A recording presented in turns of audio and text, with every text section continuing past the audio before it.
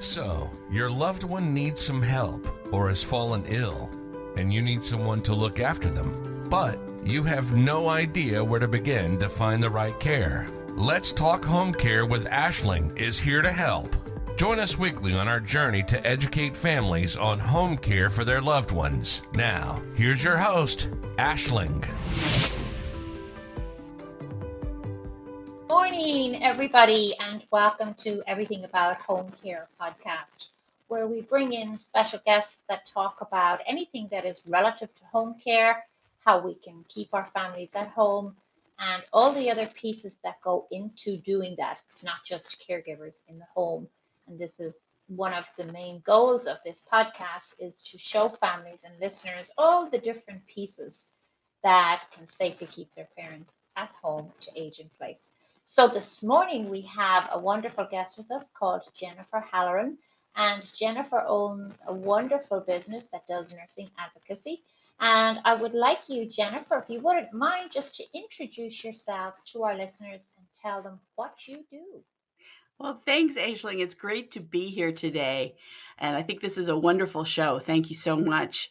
My name is Jennifer Halloran, and I am the owner of Everybody Needs a Nurse, which is a RN patient advocacy company out of Chapel Hill, North Carolina.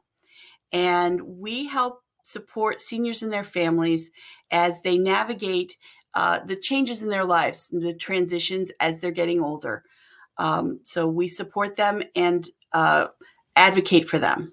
Wonderful. Now, I'm delighted that you said the word advocate because obviously you're in healthcare, I'm in healthcare. So many of our families don't understand what is home care, and they probably don't really understand what a nurse advocate is. So, why don't you break it down into simple terms so our listeners can actually understand what exactly is a patient advocate? Well, thank you. Yes. Well, a patient advocate is a person who works for the client. And that's something really important to understand. There's a lot of people who kind of call themselves advocates out there who work for an insurance company or work for a hospital. But we're talking about an independent patient advocate who is hired by a family to watch over and provide support to the aging senior. So a patient advocate right now it's kind of a Wild West. There's one certification program, but really at this point, kind of anybody can call themselves a patient advocate. But if you look for somebody with lots of experiences and has been in business for a while, that's a good way of finding somebody who will help. And patient advocates basically are consultants. We come in, we are there to have our eyes and ears on the situation. And so Right. Everybody Needs a Nurse, we have a specific data-driven way of looking at the situation based on a registered nurse's eyes. I always say that nobody sees a situation like a registered nurse. They're Of trained course. to look at everything. Of course. No, that makes sense. And you did just touch on something there, which will actually be a whole entire other podcast all by itself, because clearly you have nurses who are certified as nurses and RNs. You are correct. And this will be in going to a podcast that defines those that claim to be advocates, but they have no qualifications to be so. But that's a different animal, a different beast that Yes, we right. can chat about. We're talking about people, and most of the people who do this that I would recommend if you're looking for somebody to be an advocate is either a registered nurse or a licensed social worker, because those are the Right. two groups of people that have licenses. And when Yes. you're being licensed by the state, there's oversight. If Yes. it's just somebody who took care of their mom or their Mhm. grandma or just somebody up off the street, you don't know there's no recourse if there's a problem. If they have a Right. state license, you can find out from the and There's recourse and right. a way to complain, God forbid. But it is interesting because I do know advocates that call themselves advocates that are out there advocating for seniors and they're managing their bank account. Yeah, So not necessarily a good thing if they are an untrustworthy advocate. But like I said, exactly. that's a whole other But show. that's a podcast for another day. It is. So let's break this down for our listeners because typically the hospital is where a lot of things get instigated for the family coming home. So tell us, what would be the role of an advocate, we'll say, from the patient's point of view that's in a hospital? Let's start there. Yes, that's often where we come in when a loved one who's been doing okay and everything's been sort of going along all right has an event and they fall or there's something going on and they're in the hospital. And we come in and look at the whole situation. Because we're registered nurses, we can see a medical chart and understand it. If you've had the situation where you've been in the hospital, or you know somebody who's been in the hospital, and you're sitting there waiting for the doctor to come in, and it's like, and it takes, and it's like if you're out getting lunch at that 5 minutes where the doctor's in, you miss the information. Your whole window of opportunity. Exactly. And so one of the things that particularly RN patient advocates can do is they can talk to the nurses and talk nurse to nurse, because a lot of times in the hospital, the people who really know what's going on aren't the doctors. The nurses. It's the nurses. Exactly.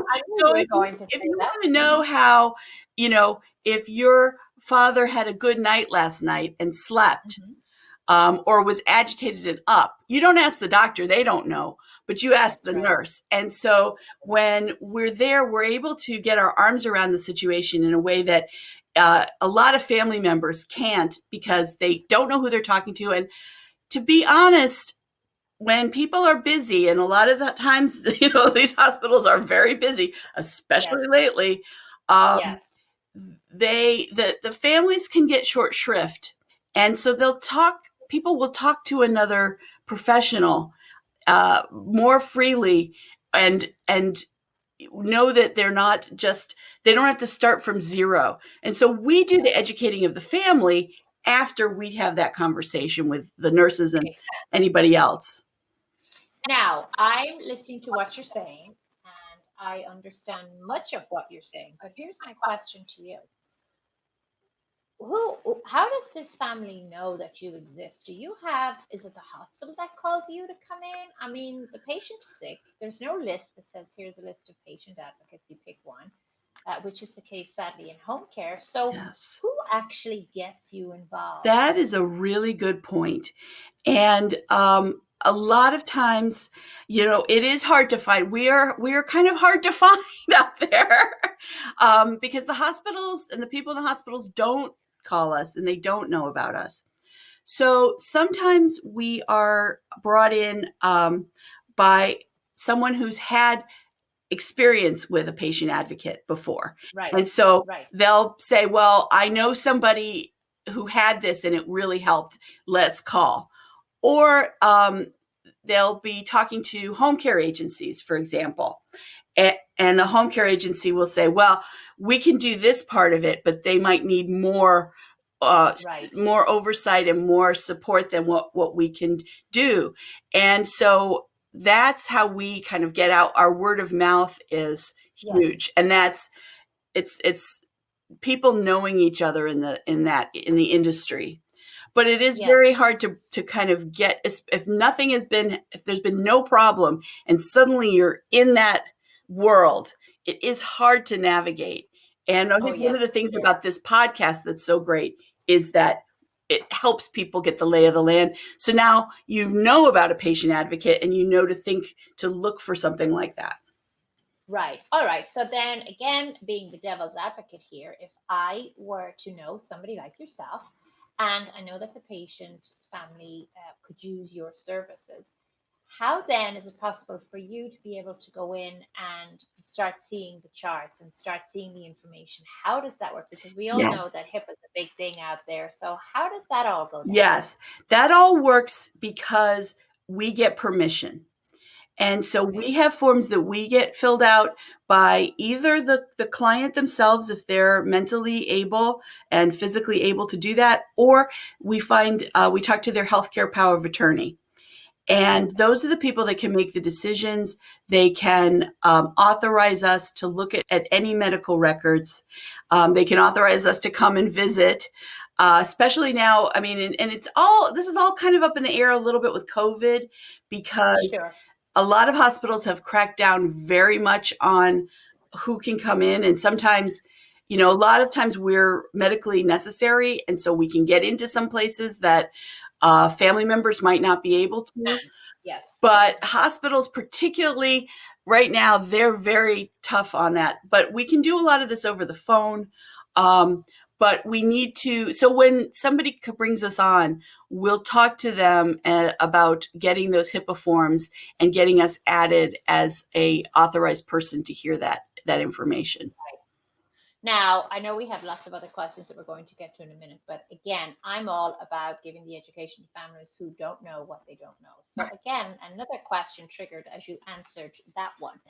So many people, when they're looking for home care, the first thing out of their mouth is, well, how much does it cost and how long does it take to fill out this paperwork and when can we get started? Okay, so we all know that there's no magical wand that gets waved and everything's done. So typically, and I'm asking typically because I know there's individual situations, depending on what's going on, but typically, if a family were to hire you, what does that paperwork look like and how long does it take them? And I'm assuming it gets done at the bedside or in a conference room in the hospital. Well, for us in our situation, what we do is we talk to them about a conversation about our services. If they're interested in our services, we send them a contract. It's very quick and easy. All they have to do is sign it and return it to us. But then how we get patients on board is that we do what we call a talking physical, where we'll go and talk to the client. And a lot of our clients are in the hospital, but also a lot of them are in the home too. So they might not be quite as acute as being in the hospital. And we'll talk to them about their whole health history and all of their bodily systems. And it usually takes about an hour and a half. If the client isn't up to it, we talk to family members. We talk if there's an aide in that home. We talk to those people, and we try to get a picture of their whole situation. And that's, it takes a little while. It takes an hour and a half. But then what we do is get that information, take it back, and sort it into a family report, and with recommendations and things that the family can work on and things that we can work on with the client moving forward. So we sort of triage, because when there's a situation, everything seems equally acute. And one of the things that nurses are very good at and patient advocates do all the time is prioritize what the thing is that needs to be worked on first, and then what other things can hold off. So it feels like a lot of times there's 10 issues and we need to get them all done, all sorted right now. And that's impossible. And then you just lose your mind. So this is something where you have somebody who says, all right, these things are fairly stable. This is the thing that we need to do right now. And this is what we need to do next. And that gives a lot of peace of mind that there's a plan in place.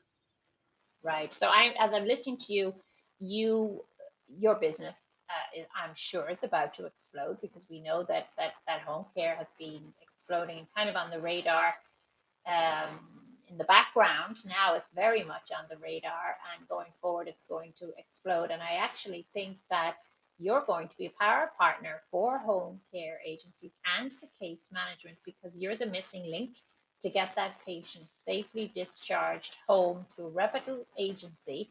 And if it's an agency such as mine, which is non-medical, we can't do that nursing piece. And sadly, that's where patients get readmitted, because if they have the home health piece that's covered for those episodic episodes, intermittent, maybe 90 days, then what happens, right? And what I equally heard you say, which is so important, you want to know what's going on with the patient in the hospital, you ask the nurse. Well, you want to know what's going on in the house, you ask the home care agent, because they are the people that are with these clients and or patients. That is so true. And we work very, very closely with home care. We feel that those aides are the boots on the ground, and they see things day in and day out that come up. We have a lot of times we give the aides our number so that if something medical is going on with one of our clients, they call us and say, we had a client a few years ago that had a stomach problem, and just a stomach bug, and the aide called and said, he wants to drink orange juice. Should I give him orange juice? So our nurse was able to say, that's too acidic. That's not a good thing. Try some ginger ale. There's my tip for you today. If you have an upset stomach, try some ginger ale. And I have to say kudos to that caregiver for asking. Exactly. So rather than carting this person off to an urgent care and asking them that question, they were able to just give us a phone call. Now, also, we've had times where people have called us, the aides have called us and said, oh, there's something a little wrong here, and talked to us about it. And we've said, yeah, take them to urgent care, or, for example, if somebody gets a chronic UTI, and this is something that happens a lot, we can set up a system with their doctor where they can maybe start the antibiotic if we know that that's probably what it is. They can start the antibiotic before they have to see the doctor. And so what we count on is the aide to let us know that this is happening again. And then we can put that into motion. So we work very closely with and really value the information that the aides bring to us. So what I'm hearing, and this is what I'm seeing, just in the two instances that you gave there, totally off the cuff, totally unrehearsed, about the stomach bug and about the UTI, both of those were taken care of from the home without the patient having to go to the hospital. And this is what certainly we are seeing in our area here. I have a great collaborative relationship with our fire departments locally, and they literally are seeing and carting people to the hospital. They call it the frequent flyer program. Yes.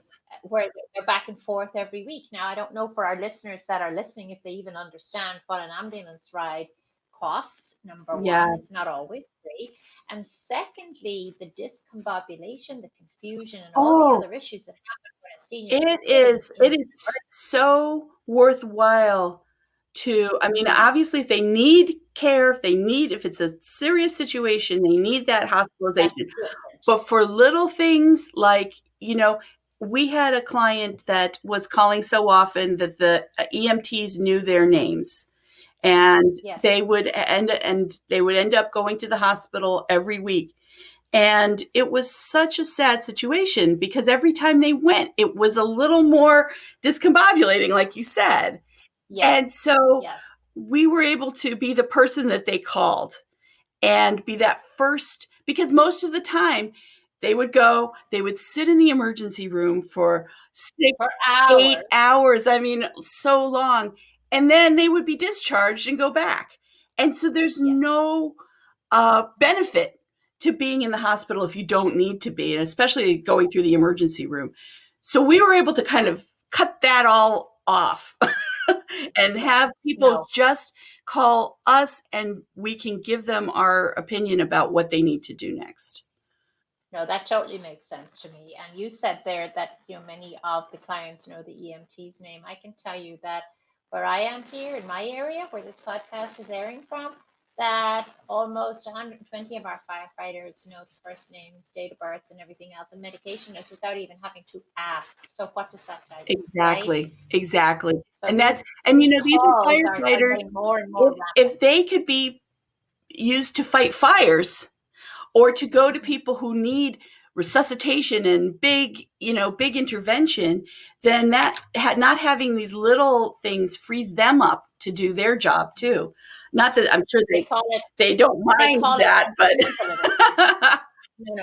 No, you're right, but this is what we're seeing, that the EMTs and the first responders are becoming invalid assist for the seniors, because the senior population. And that some of that, one of the things that we talk about so much when we started this company in 2007 was that we were seeing people suffer unnecessarily.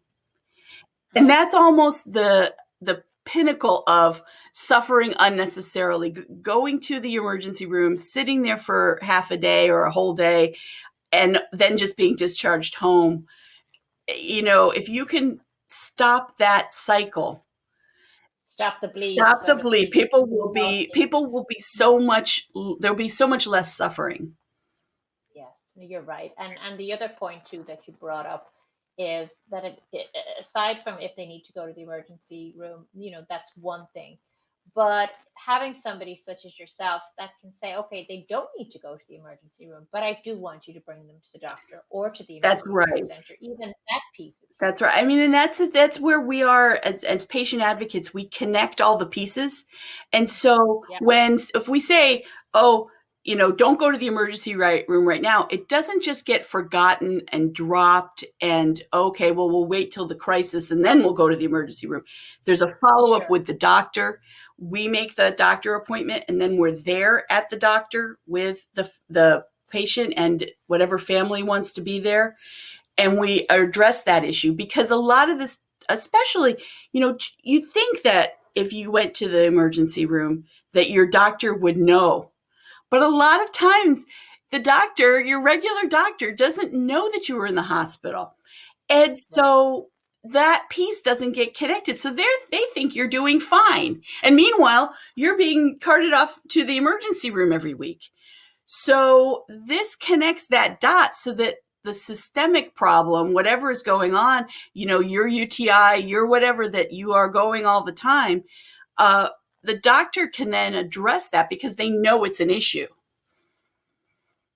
No, I know. And even just what you're saying there, again, this would be a whole podcast in itself, but I don't think the listeners understand where and how this information is shared. And much of it cannot be, but just to what you had said, there are doctors that are in a hospital group here and work, in their own private rooms off-site, but they're under the umbrella of the hospital. And even if you go into the hospital, the same hospital that they work for and do rounds in, one would assume that they would get that information. And I am telling you that that is so true.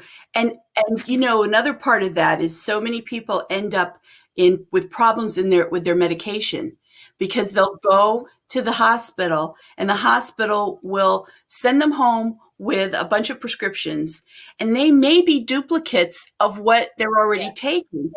They maybe have different names or a different way of saying it. And so people come back from the hospital and they're overdosing on their medication. Then they go back to the doctor, and the doctor doesn't know that they're taking double medication. So all of that stuff, when you have somebody from the outside, a good reputable person from the outside looking at all of that, they can sort all that out and then talk to the doctor and say, okay, this person's now on 2 blood pressure medications. We're going to get rid of one. Which one should we get rid of?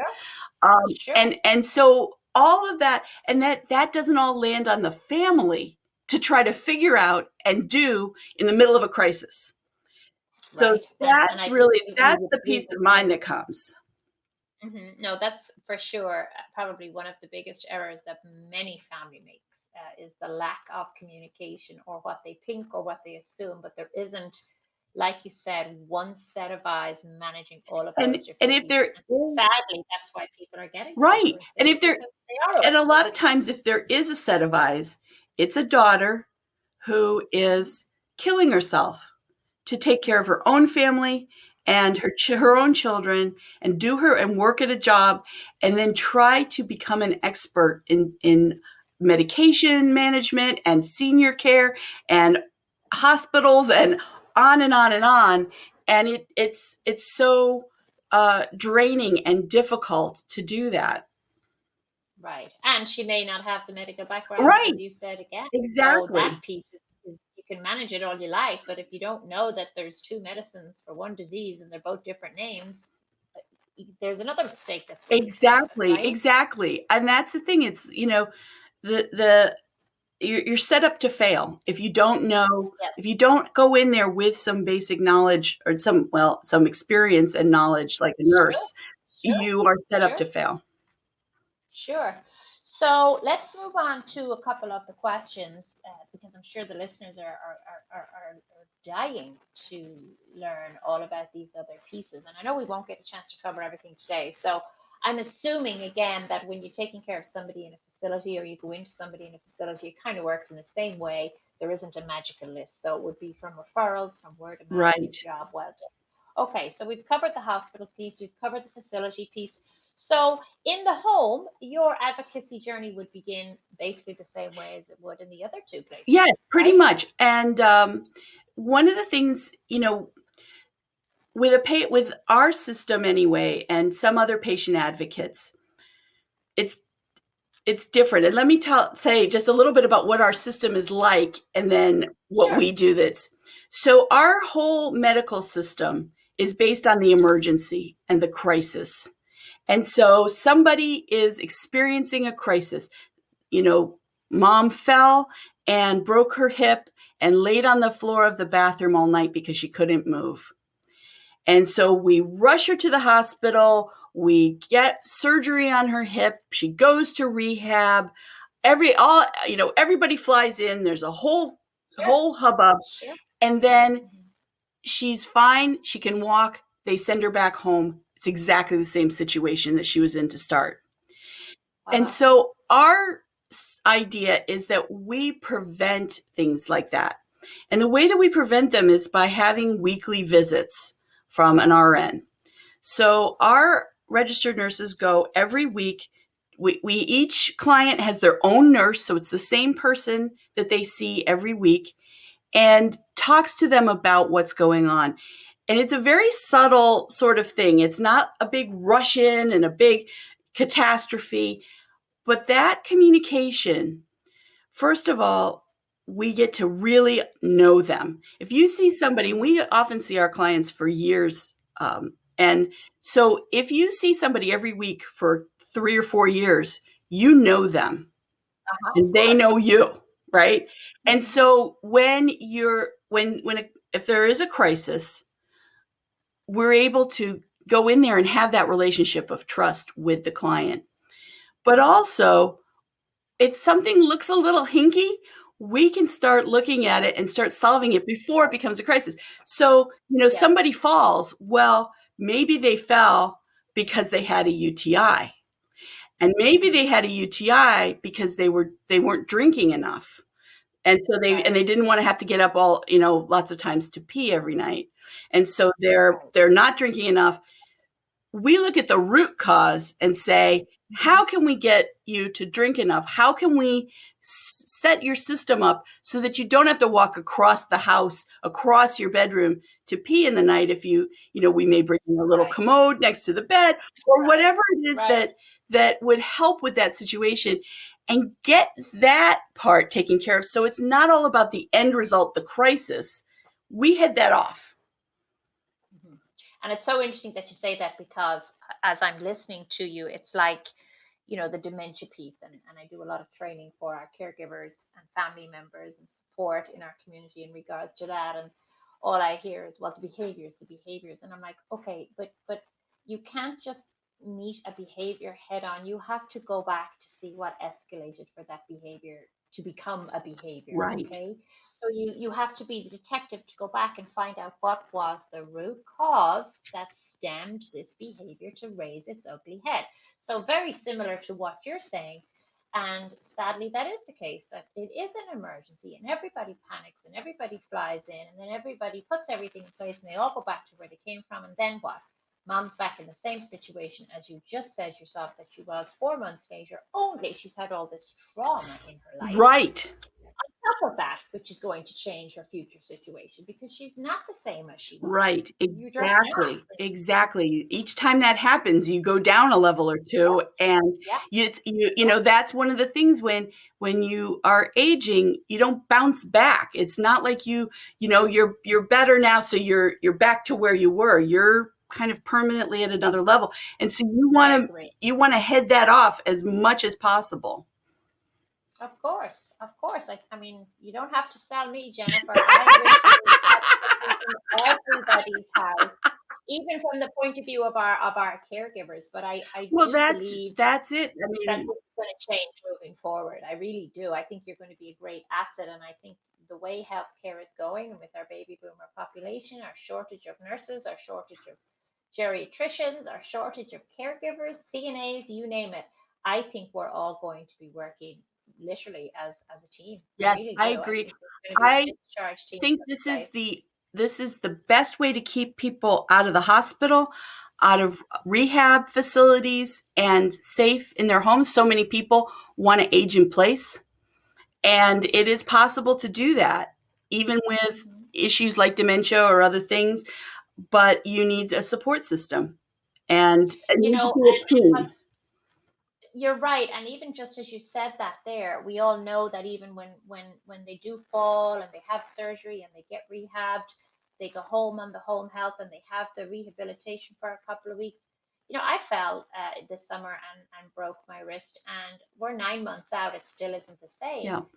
That physical therapy piece needs to be consistent and Yes. ongoing, right? Yes. Now, of course, our caregivers aren't physical therapists, but I'm just saying again, if you had boots on the ground every day with oversight by people like yourselves, the caregivers should be ensuring that the clients are doing this rehab and exercise on a daily Absolutely. basis. Absolutely. That's, you know, that's the thing is that we'll get the reports and then we can talk to the physical therapists and say, Sure. you know, well, so and so is doing well with this part of it, but they're really not motivated to do that. And how can we Right. motivate them? Let's talk about that Hmm. and Hmm. help smooth that situation. And so again, the physical therapist coming in, you know, once a week, they may not know what's going on every day. Right. And so Right. we can also be that communication between the boots on the ground, the aides, and the physical therapist because some of them don't think to Yeah. talk to the aides. And so That's right. they're there for a specific thing. We're there to put all the Hmm. pieces together. So that's sort of a different, but we also can bring in, you know, if somebody is declining, a lot of times we'll come up with, well, you know, they could use some PT. Let's talk to Yes. their doctor and get an order for some PT. And, you know, here are some companies that come to the home and do PT in the home. So let's talk to these different people and see who's a good fit and who can come. So there's a lot of pieces and you know, we're sort of the net that catches all the different pieces as they're flying around, Yeah, brings no, them I in. definitely. I think having this kind of educational chat that we're having today, I think this really explains to family the possibilities. We all, of course, know they're endless, and I'm a safety girl myself anyway, and I would always live by, fail to plan to fail, because things do happen and people do get old. But that physical therapy piece is huge, even when the physical therapist is gone. So what I heard you say there is if an advocate was in place, there's no doctors going to listen to a caregiver that will call and say, "Oh, I think my client needs more physical therapy." And Right. anyway, the caregiver wouldn't have that knowledge because they're not medically minded. So again, for And the family members consistent too. I mean, they may not think, oh, physical therapy or occupational therapy could help with this Mhm. situation, or speech therapy can help someone with dementia who's, Yeah, you know, forgetting her words. So we're there to brainstorm solutions, and we don't take charge. We don't come in and say, you have to have this and this and this. We talk with the family. We work with the family to be able to say, here's some ideas, here's some things we can try, let's sort this all out together, and so nobody has to figure it out by themselves. right. And that was actually one of the questions that I wanted to ask you, and I raised this question because it's very valid. And I'll go back and just share a little situation that happened to us last week, that we got hired for a lady, and the child, the grown daughter, said to me, well, your caregiver has to shower my mom on the day she's here. And I said, well, we can do that, but we just started. You're asking your mom to take her clothes off, full blown dementia, with a strange person in her house, even though we're licensed, insured, and bonded. This takes time. Yeah. It's not going to happen. And she's like, no, that's why you're here.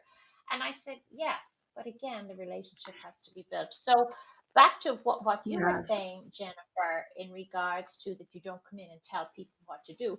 Does it work the other way? The family members hire you and say, I want this and I want that and I want the other. Do they try to direct you? It's not quite that situation, but it's more that everything is so important. Everything has to be done. And, so mom has dementia, and we've got to fix the dementia, and then we've got to work on her balance, and then we've got to, and it's all of this stuff. Sure. So, and, the other part of it is that some people, it's hard for family members sometimes to even know what's going on, because you need that Sure. relationship. So we had a client a few years ago who was actually in an independent living. So she had people come, and she had special aides that came in and gave her medication. And she was not doing very well. And her daughters called and said, call the doctors. We need all new medication. Her medication isn't working. This just isn't working. So our nurse went to visit her. And this had been going, we've been seeing her for about 6 months. And she said, I have a confession to make. I don't know what this is. And she held out a little candy jar with all of her pills in it. And so the aide was coming, and this was a facility that the lady did not want this person in her room. So she was there. The aide would hand her the pills. She would put the pills in her mouth and go, bye. And then the aide would leave, and she'd spit these pills out into the candy jar every day. Wow. And so we had to step in at that point, and it was like a de-escalation of everything. But we talked to the aide, we talked to the owner of the agency that was at that place, and said, you can't just hand the pills and leave. You have to watch them, have to watch her take them. Sure. There has to be, Sure. And talk to the daughters and talk to everybody. Well, once she started actually swallowing her medications, surprise, she was a lot better. Right. And they worked, and they helped her. But it was something that was 6 months in of us going every week to get that where she felt that she could talk to her nurse and make that confession. And that was huge for us. That was a huge turning point, because she was confused. She was sad. She didn't know what, she didn't remember. She'd spit them out and then forget immediately and think, I have this candy jar full of something and I don't even know what it is. Wow. So that's the sort of situation that having that experienced nurse eye on it and having those relationships, and you talk about the same thing with building relationships. You can't just walk in and say, all right, now we're going to do this. It's all different. You have to build those relationships. And you also have to understand that, no less than you can't do this yourself. Come in and start ordering people around in their own house. I mean, nobody wants that. That's not our role. But sadly, the frustration levels of many of the families before they pick up our services, and probably your own, is that they're spent and they're so frustrated, and they're like, okay, I'm paying top dollar, now you fix it. Right. And maybe we can fix it, but again, there isn't a everything has to be done one step at a time. You're humans dealing with other humans, and even though it seems, and you've built up all of this stuff, you have to look at things one step at a time. And that's one of the things that, and funnily enough, when you do that, there's less stress. Yeah. And so you think oh, I'm getting everything done because I have all this stuff I needed all at once. When you go, okay, well, we're going to work on this first, and then we're going to work on that. So it's like we're going to get mom to clean herself, but maybe not take a whole shower, but she'll be clean, Yes. right? So Yes. one step at a time. And we're going to talk about how to do that in a way that she'll accept and get to know and all of that. And then we'll work on the next thing. But Makes that's, sense. and that is Makes the sense. best. And the family can go, somebody's working on this. Right. Now, we have two more questions, and these are, I would imagine they're probably very long questions, but just for the purpose of time, let's try and keep them as short as we can. And then, of course, I'm going to have you on again because this is such a widely needed subject for education. And there's so many pieces that we still didn't touch on today Yes. that I would like families to know. So, just on the communication piece, I'm one of 10, and I can tell you that, it's like a telephone game. You tell one person and they tell another, and they miss a piece and they add a piece, and then they add a word, they take away a word. And by the time it gets down to the bottom, the situation is always way more drastic than it was, when in actual fact, it was never drastic to begin with. Right. So, how do you communicate when you come in and you do advocacy and a family hires you? Do you have those stipulations in your contract that you're dealing with one particular person, or how does it? Well, we are hired usually by one person who is the healthcare power of attorney. Okay. But we believe in communicating with everybody. And what we want is for everybody to at least start on the same page. So after we visit with the client, or a home visit or a doctor visit, we send out a family report, and we send it out to everybody on the list. So there are situations where there may be 10 siblings, or Right. we had one couple that only had one daughter, but they had all kinds of friends and people who worked at Sure. the NIH and all this stuff, and they wanted that And they report. all want to know. Right. Yeah, So of course. whoever is authorized, we send the report out to everybody so they know what we picked up on at each visit. And Okay. there's medical stuff in there, but there's also personal stuff. Like, your mom Sure. seemed kind of down today, and she was saying that she was missing your dad. That's a lot of times something that the mom won't tell the children directly because she doesn't Right. want to bum them out. And it's like, well, it's just Right. my thing and I'll feel bad but if the children know that, then they can talk about dad more and Sure. and bring up Sure. good memories and things. So that kind of information, as well as their medical, and here's what we worked on, and here's what's going on with her medications and things like that. The combination of both of those gives people a real idea of what is going on in the home. Great. No, that's fantastic information. Now, the $1 million question, roughly, of course, yeah, I don't need to know dollars and cents, but many families are shocked as all hell when they say to me, okay, Medicare covers home care. I'm like, no, it doesn't. It's private pay. And the next question is, what's private pay? So I know that you're private Yeah. pay. So why don't you explain to our listeners, how would your services be paid for, and what other possibilities are there out there aside from private pay? Yes. Right now, we are private pay. I think Medicare is sort of making some little moves Mhm. toward covering what we do. Uh-huh. It's strange because what we do actually saves money So in the much. healthcare system, but that's another podcast too. This Uh-huh. is, but we are private pay, and it is in addition to home care or anything else. But we are also covered by some long-term care insurances. And Okay. so if you have a care coordination clause or medical care, we are covered under that. So Very good. and particularly RNs, you can look in there and see, because we are considered medical. So if you have that, and what usually happens is that clients pay us directly, and then they're reimbursed by the long-term care. Right. Right, similar to the way we work. And as you said, there's another two podcasts right there, the Medicare, Oh, because both your services and my services can offset so many thousands down the it's road, so number true. one. It's so true. And secondly, that really Medicare should be paying for both home care and your Yes. services to begin with, because we're paying into the system all our life. So that's a whole other podcast in that's itself. that's a whole So other chapter of the book. that'll be a long one. That would be a very long one.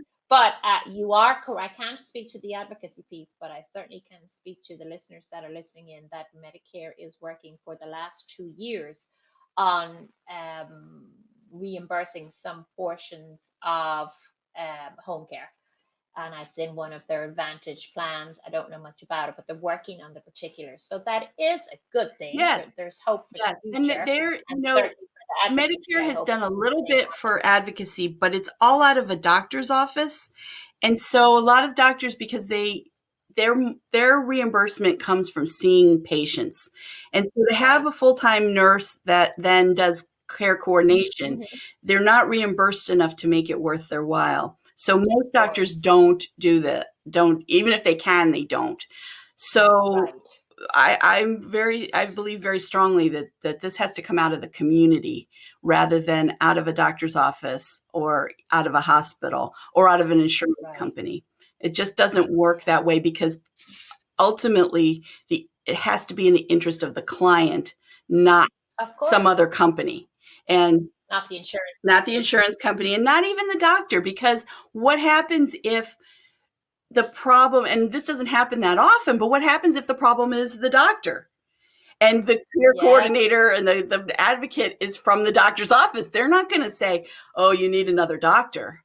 They're going to tell you to keep going to the same one. So that's the part about being independent that is huge. We're not biased about anybody. If the doctor isn't working for you, we say get another doctor. We're not trying to lower your cost to the insurance company. All of those things that sometimes when you hear about patient advocates and care coordinators, it's based in those other companies. And the other piece, again, another podcast all by itself, is families do not understand the choices that they have. Yes. They don't understand the choices that they have, a choice for a hospice company, not one that's literally shoved down their neck because they're part of the hospital system. That is absolutely true. And it's really such a shame, because people are put in the position where suddenly, there may have been nothing wrong, and suddenly you have to know everything about all the rehab facilities in your area because you have to pick one, or you have to know all of the home care agencies. And that's just a terrible position to have to be in. You're learning, our founder, Diane Haller, and my mom said it's like being handed a bunch of blueprints and told, come back when you've built a bridge. Yes.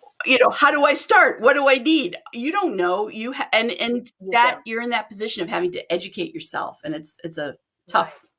And take it a step further to really get the magnitude of the gravity of this situation. They're probably sick. Yep. They've probably had surgery.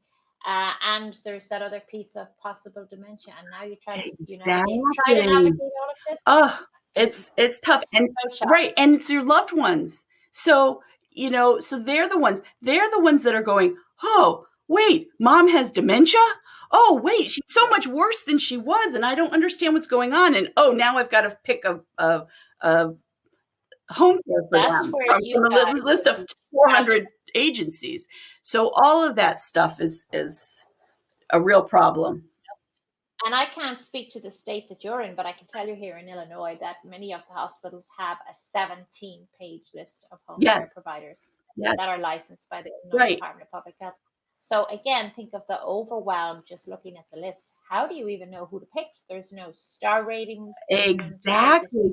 It's hard to find, a lot of times we Yelp things and we look for reviews, and this sort of thing doesn't get reviewed. And so there's no way right now to really go through. And it is this enormous list, and it's in alphabetical order. And so, so it's good for you that your company starts with A. Well, that's a good point too. But I would also just say, because you mentioned it, that even for people listening, they all talk about this Yelp and this Google and reviews and whatever. And to be honest with you, Jennifer, again, another podcast all in itself. I don't even know if that's a really good way of getting to know, because people who are mad go out there, they Yes, write things, do a 1-star rating, and you could have had 999 people who loved you, and you have one family who doesn't, and that's going to rate I your absolutely review. I think agree. it's very It's unfair. and somebody can love you and you are not reputable. Hmm. We had a story here a little while ago, this past year, about an organizer, and I nothing against organizers. A lot of them are really helpful and really competent, Sure, but this sure. particular one was also a con artist, and she weaseled Oh her boy. way in to the person, and the person, of course, had a little dementia, and weaseled her way into the person's bank account. And this person loved her, would have given her 5-star reviews all over the place, and And wasn't then really everybody else aware of what was admired. going on in the larger scheme. So you're Wow. right. It's not really a good way to find this. And there really isn't another way. Yeah.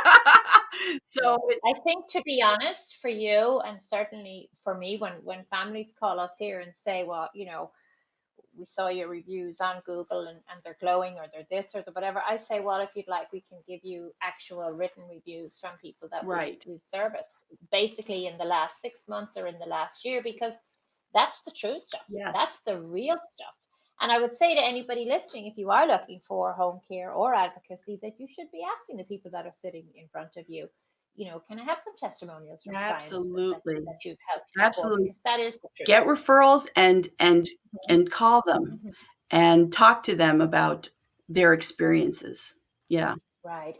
So now we have 2 minutes left. I would like you just to tell our listeners, what is your website, your Facebook page, your phone number? How can they get in contact with you? All right. Well, our company name is Everybody Needs a Nurse, and it's everybody needs a nurse because we believe that anybody with a body could use There you go.